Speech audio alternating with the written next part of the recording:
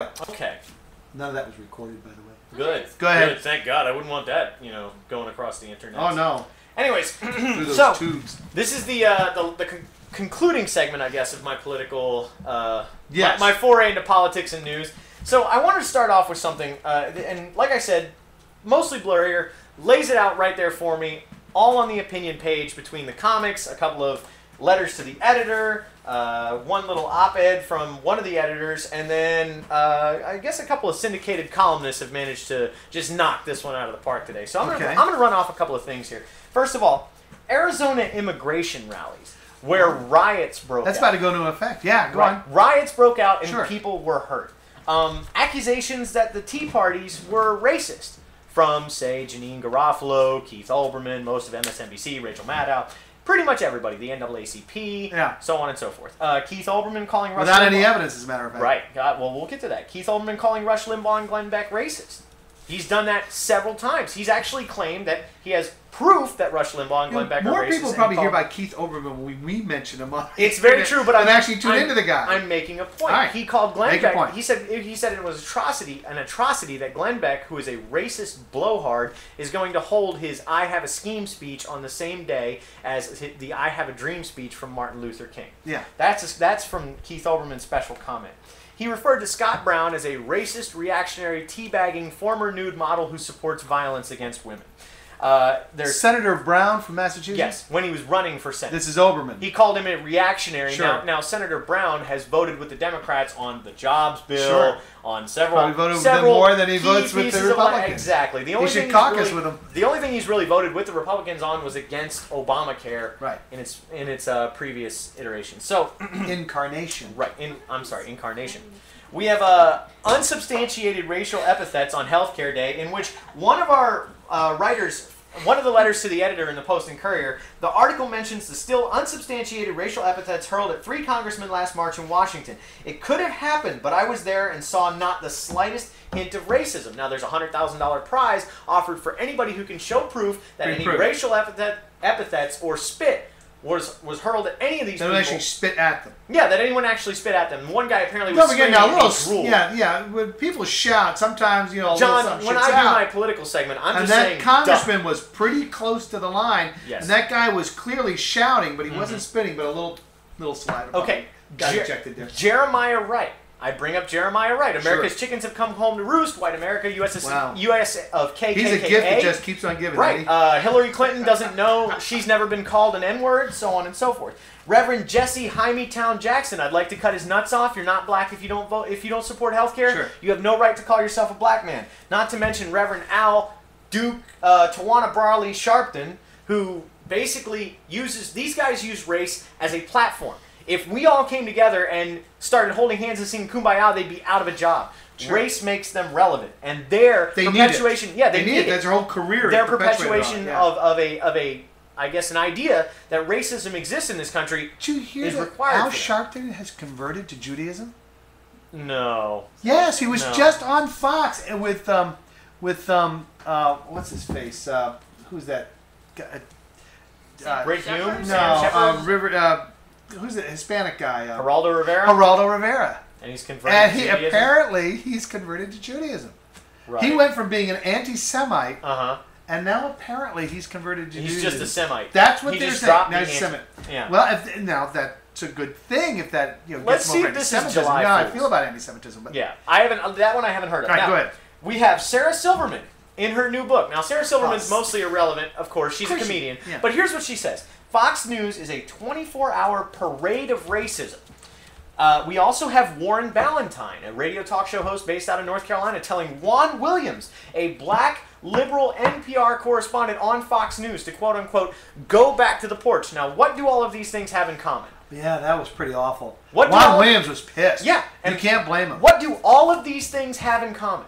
They're racist. They are racist statements comments from which side of the political aisle? The left. The left. Now, their entire basis of their power structure is based upon perpetuating racism. Right. Not getting rid of it. You're absolutely right. And criticism of Barack Obama is deemed what by a lot of the media? Racist. Racist. Now, I take you to the Post and Courier today. Right-wing outrage machine revs into full smearing gear. And, in bold print, isn't it telling how often conservatives will discover their burning concern over race just when it becomes useful to them?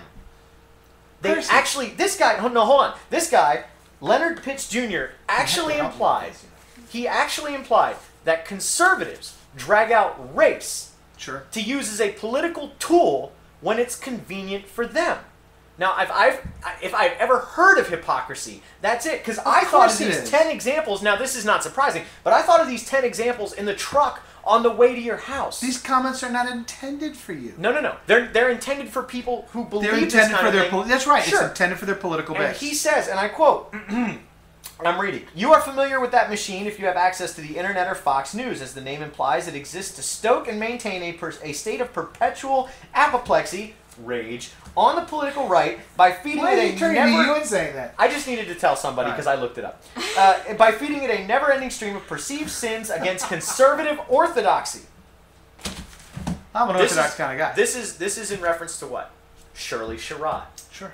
These people actually have the gall to come out and say that conservatism uses race to its advantage whenever it needs an edge in a political debate. It's American politics. Of course it is, but I'm saying, look, there's massive amounts of evidence to prove that this guy is wrong. Of course we can prove it day in and day out. Now Percy. It's the whole basis for this show. Now I go, be reasonable. Sure, and he's not being reasonable, but here's the interesting thing that the Post and Courier did today, and I don't know if they did this on purpose.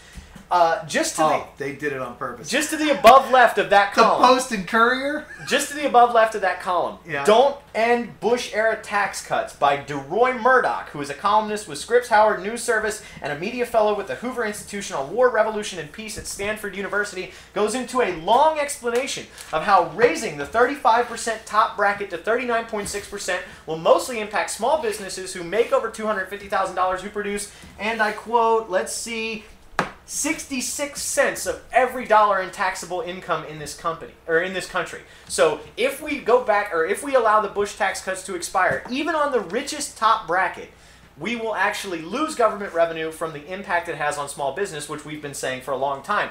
The interesting thing is, DeRoy Murdoch is a conservative. He appears to be a free market guy and a libertarian more than a conservative. DeRoy Murdoch is black. Yeah. And what I'm saying about this, and this... There are a lot of conservative blacks out there. Oh, no, there's not. Oh, yeah. You might be crazy. Oh, no. Well, maybe I'm not talking percentages, but if you go by numbers, and you'd be surprised how conservative blacks are about social issues, too. Oh, my God. They're very conservative on social issues. Maybe Warren Ballantine should tell them to go back to the porch. Now, Juan Williams was treated very badly by that guy, wasn't he? The whole idea of conservatism is treated poorly by these people. They don't argue it on the face value. These people come out and use race like it's a firewall. Well, look, and they are losing the potency of the comment of racism. They're losing the potency when they actually expose racism. When there's real racism, it's the boy who cried wolf. They're like magicians who take a deck of cards and keep holding up the jack of spades. Right. Is that your card? Is that your card? They just keep picking it up. Is that your card? Every time someone plays the race card, I go, okay, this person is completely gone off the reservation.